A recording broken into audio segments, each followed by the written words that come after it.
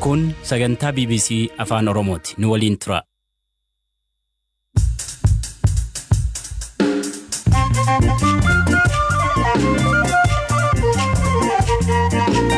Ashama akka mooltan sagantaan BBC Afaan Oromoo jimaata galgalaa eegaleera. Hidhattoonni 30 Benishaangulitti ajjeefamuu poolisiin hime. Barsiisaa Yuunivarsiitii Finfinnee Baaleetti hidhaman waliin rakkatu maatiin himan. Gaafumatan dhufee gaafa inni gara Baalee dhufe wajjin dhufe baay'ee ijoollee irratti rakkina guddaa qaba. Koloneel Gammachuu ayyaana irratti himanni akka hundaa'u manni murtii ajaju weellisaa Ittiiqaa Tafarii waliin turtii taasifne. Dubbii tuttuqtan dubbii galchitan uummata fiigii keessa galchitan kan nu gaaffigaa turetu har'a saaraan galfanne. Dubartoota mootummaa Itoophiyaa mormuuf waajjira ministeera muummee UK dura baane jedhanis dubbisneerra. Kaanis jiru sagantaa kana ammayyuu taana isiniif dhiyeessa.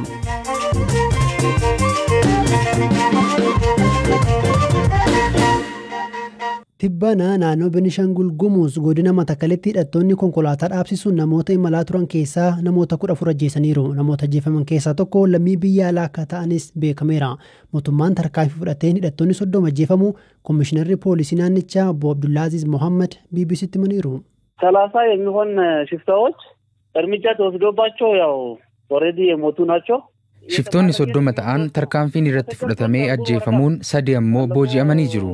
Godina Matakkal aanaa Daanguruu bakka jedhamtutti konkolaataa dhaabsisuun bakka rakkoo uumanittidha kun kan ta'e. Shiftoonni kunneen konkolaataa uummata fe'ee jiru dhaabsisuudhaan uummata irraan miidhaa geessisanii turani. Lammii Chaayinaa ajjeefame ilaalchisee ammoo rakkoon ture. Namichi qaamoleen nageenyaa xiqqoo ture miseensota waraanaan dabaalamee eegamaa akka deemuuf gaafatamus hin barbaadu jedhee konkolaataa uummataa sana duuka bu'ee deemeetu kan ajjeefame.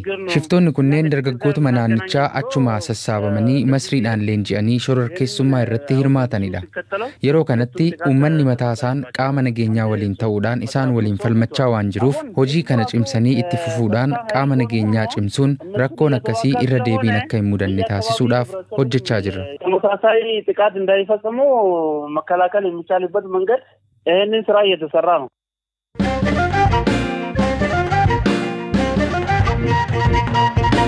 Yuunivarsiitii Finfinneetti diinii kolleejjii barumsaa fi qorannaa sirna naamusaa jechuunis College of Education and Behavioral Studies kan turan Dr. Hussein Kadir ajjeechaa caaloo dhufee kanneen to'ataman keessaati. Akaatii warraa isaanii addee Hindii Sa'iid jedhanitti Dr. Hussein Finfinneedhaa humnoota nageenyaan fuudhamanii 7 erga tursiifaman booda gara godina Baalee geeffamanii hidhaman. Kanaanis maatii Finfinneerraa qabatanii agaarfaa jiraachaa akka jiranii fi kanaanis rakkatu himu haati warraa isaanii. Agaarfaa Baalee agaarfatti hidhamanii mana barumsaa keessatti. Inni jiraataa turre inni agaarfaa waan jedhamu waggaa 30 ol erga agaarfaa bahee agaarfaa hin beeku. Amma immoo deebisanii agaarfatti hidhanii. Gaafuma san dhufe gaafa inni gara Baalee dhufe san wajjin dhufe erga dhufe asuma jira.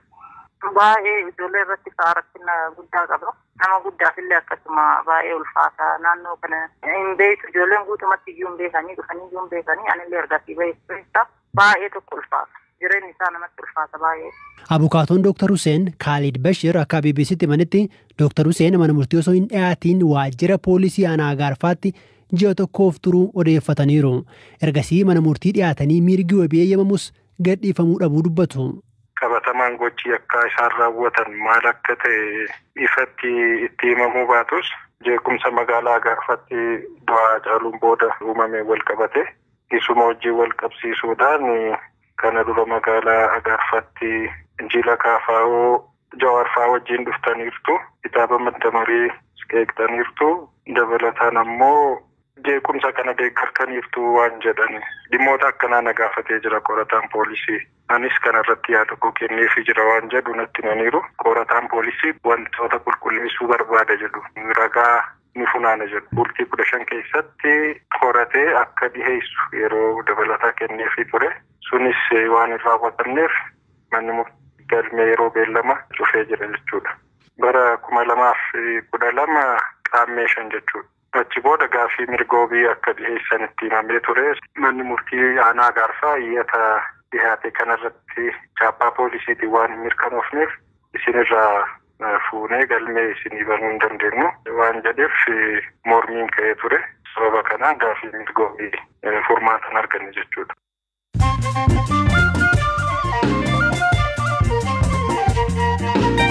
Dhaggeeffattoota keenya amma oduuwwan gaggabaabseen isinitti himaa. Manni murtii aanaa magaalaa Sulultaa qondaaltota ABO kan ta'an Koloneel Gammachuu Ayyaanaa, Mikaa'el Booran, Lammii Beenyaa dabalatee namoota 10 irratti himanni akka banamu ajaje. Ajjechaa qondaala nageenyaa Buraayyuu obbo Salamuun Taaddasaan shakkamanii himanni banamuu abukaatuun isaanii obbo Tuulii Baay'isaa BBC'tti himaniiru. Ajjechaa Komishinar Salamuun wajjin wal qabatee namoota kana shakkinee jirra waan ta'eef galmee haaraa isa duraarraa adda kan ta'e qorannaa. Kanaafiyyuu qorannoo keenyas xumurree jirra. Guyyaa 15 nuuf kenname akka dhiyeessinutti mana sirreessaa akka turanii jedhanii gaafatanii. Sagantaan fayyaa addunyaa badhaasa noobeelii nagaa bara kana injifachuu koreen noobeelii guyyaa irraa beeksise.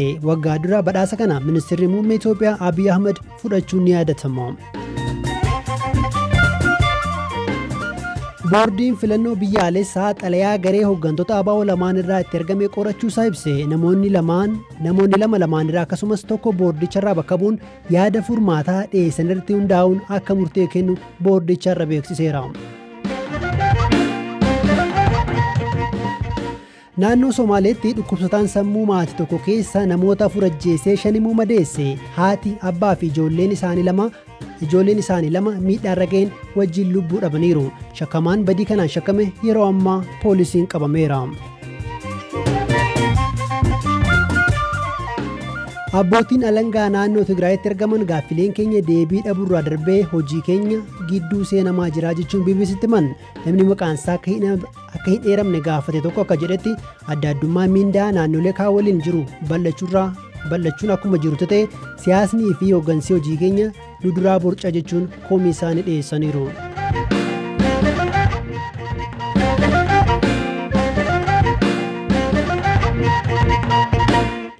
Oduuwwan birootan darbaa.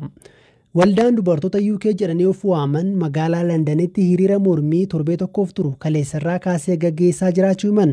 Sababa weerara koronaa vaayirasiin lakkoofsi keenya xiqqaatus waa yaadne galmaan gaachuu hin dadhabnu jedhu dubartoonni kunneen. Dubartoota hiriiricha irratti hirmaatan keessaa tokko kan ta'an aadde Addisaa Lamdheeressaa kaayyoo hiriirichaa laalchisuun yaadataa biraan waliin turtii gabaabaa taasisaniiru. Hiriira kana London irratti kan gaggeessaa jiru. Fuulduree waajjira Prime Minister Boris Johnson fuuldura. Kaayyoon keessan maalidha? Kaayyoon keenya mootummaan Abiy fulbaana 25,2013 kaasee mootummaan kun fixateera yeroo isaa kanaaf humnaan mootummaa kanarraa turuun irra hin jiru kan jedhudha tokko. Lammaffaan mootummaa ce'umsaa akka Oromiyaa keessatti dhaabbatee nagaan tasgabbiin naannoo sana keessatti akka inni bu'uuf kana gaafachaa jira. Lakkoofsi keessan xiqqaadha kan fakkaatu maaliif akkas xiqqaate? Nama 6 duwwaa kan goonee fi reetiin vaayirasii kana ol ka'ee wanta jiruuf jennaan mootummaan kun uwweera amma nama 6 kan hafe walitti hin dhufu namni. Kanaaf heera biyya kanaa kabajuudhaan nama 6 torban tokkoof jennee murteessine jechuudha. Akkamittiin kan mormii keessan agarsiiftan? Kunni maal goonee uffannaa isa mana hidhaa. Uummati keenya hidhaa keessa akka inni jiru agarsiisa jechuudha. Dura buutuun keenya warri siyaasaa mana hidhaa keessa jiru jennee kana himuudhaaf kan surree yookiin tuutaa warra mana hidhaa qaban uffanneef. Kan nuyi afaan keenya godhanne immoo Abiy Ahmediin kan durfamu mootummaan biyya sanaa afaan keenya nu hidhee jira. Mirga keenya cabsee jira. Kanaaf nuyi akka garaa keenyaatti baafnee dubbachuu hin dandeenyu, gaafachuus hin dandeenyu, namatti himachuu wallaallee jirra. Mee amma wanti isin gochaa jirtan dhiibbaan fida jettanii hin yaaddu? Jijjiirama akkamii fidattanii yaaddu? Mootummaa United Kingdom kan nuyi gaafannu keessa lixee nuuf loluu miti. Garuu nuyi mootummaa kana kan nuyi gaafannu maallaqa mootummaa sanaaf kennu sana irraa dhaabbuu qaba. Amma yoonaa namni dhufee isin dubbisee hin jiraa waajjira sana keessa?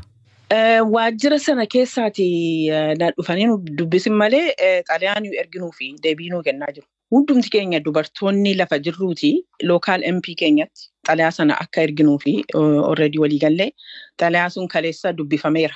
Xalayaan suni local MP bira dhaqu maal ta'a members of parliament keessatti akka inni irratti haasa'amu godhee dhiibbaa hin godha.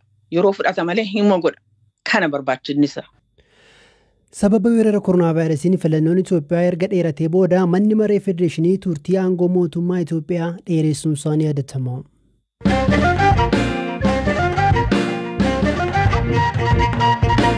Kan xumuraara geenyeerraa weellistoota sirba qabsoo yookiin warraaqsaa sirbuu beekaman keessaa tokko kan ta'e Ittiiqaa Tafarii tibbana sirba haaraa baaseera.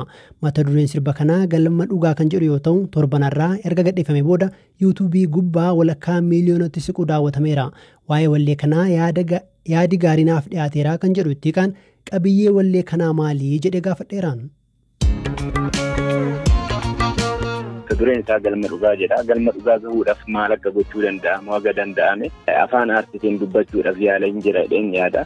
Sirni dhufaa darbaan Oromoo muraatii ture albee fudhatee dhufe hin qabu albee asitti fayyadame albee diinaa ta'ee kan nu mure keenyuma albee diinaa kaleessa nu murte sun har'as illee coba dhiiga keenya hordoftee har'as nu biraa namne waan jedhu qaba.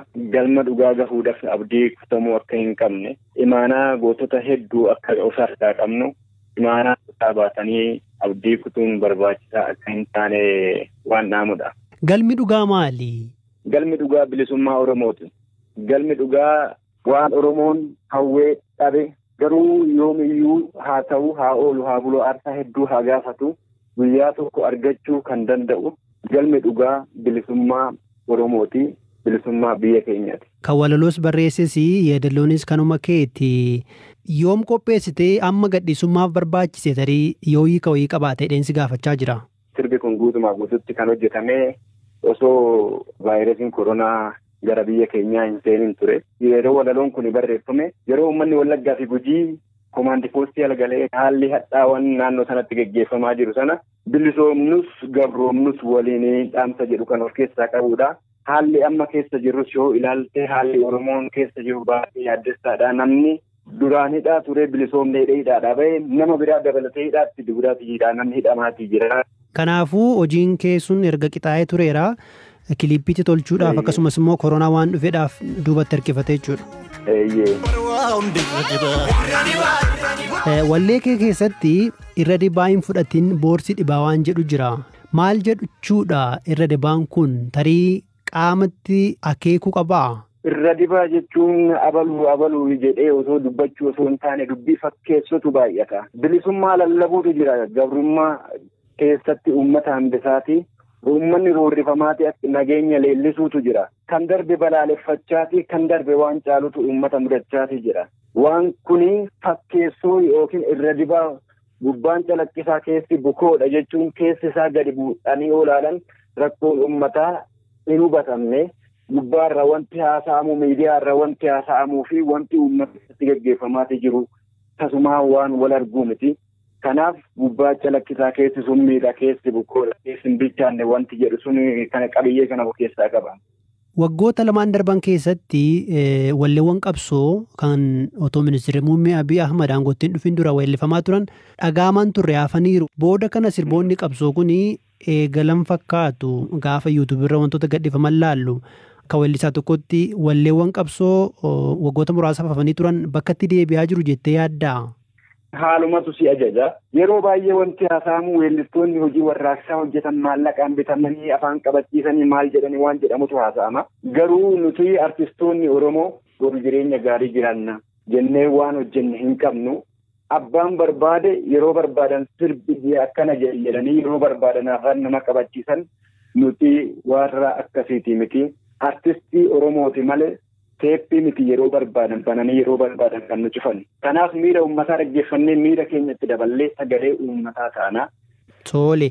Ergasii arganne immoo mee sirba baastee keessaa xiqqoo nu weellisi. Tole haa ta'u. Dubbiitu dubbii dhalchaa.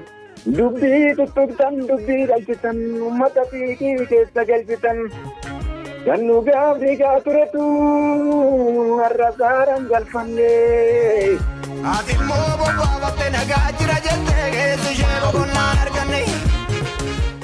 Ittiiqaa Tafarii ture dhaggeeffattoota keenya sagantaan keenya irraa kanumaan xumurameera. Yaadataa biraanuun sinii qopheessee ammayyuu taanaan siniif dhiyeessee Mubaarak Abdallaa gama teeknikaan nu gargaareera. Torban dhufu walitti deebinaa halkan gaarii.